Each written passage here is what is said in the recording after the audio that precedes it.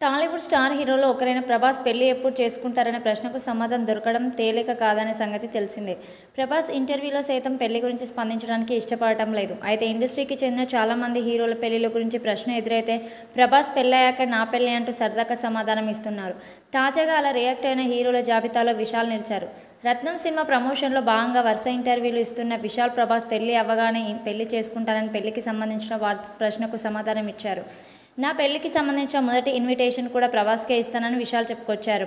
గతంలో పెళ్లి గురించి ప్రశ్న ఎదురైతే నడిగూరు సంఘం భవన్ నిర్మాణం పూర్తయిన తర్వాత పెళ్లి చేసుకుంటారని చెప్పారు. అయితే సమయం వచ్చినప్పుడు విశాల్ పెళ్లికి సంబంధించిన తీపి కబురు చెబుతారని ఫ్యాన్స్ పేర్కొన్నారు.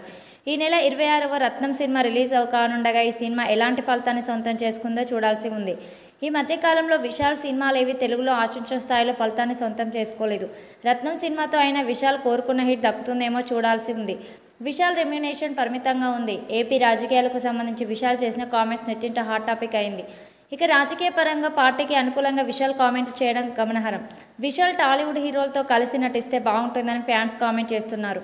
అయితే విశాల్ ప్లాన్ ఏ విధంగా ఉండబోతుందో చూడాల్సి ఉంది. విశాల్ను అభిమానించే ఫ్యాన్స్ సంఖ్య పెరుగుతుంది. విశాల్ మాస్ సినిమాలకు ఎక్కువగా ప్రాధాన్యత ఇస్తున్నారు.